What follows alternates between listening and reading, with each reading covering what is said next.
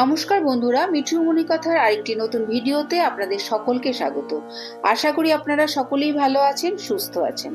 পঞ্জিকা অনুসারে আগামীকাল অর্থাৎ 2রা এপ্রিল 2026 বৃহস্পতিবার পালিত হতে চলেছে অত্যন্ত শুভ হনুমান জয়ন্তী এবং চৈত্র পূর্ণিমা।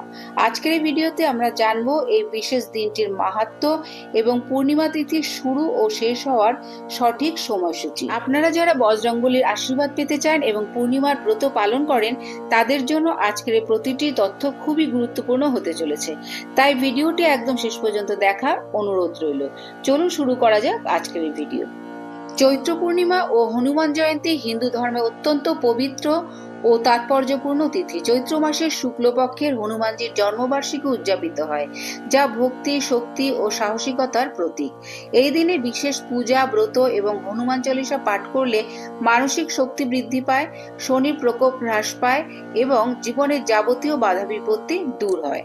প্রথমে জেনে নেব সঠিক সময়সূচি পঞ্জিকা অনুসারে।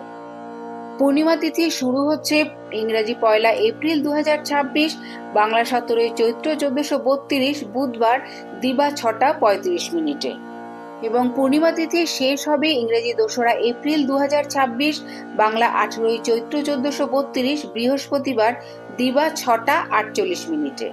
পূর্ণিমার নিশি পালন হবে ইংরেজি 1 এপ্রিল 2026, বাংলা 17 চৈত্র 1432 বুধবার। পূর্ণিমার উপবাস পালিত হবে ইংরেজি 2রা এপ্রিল 2026, বাংলা 18 চৈত্র 1432 বৃহস্পতিবার।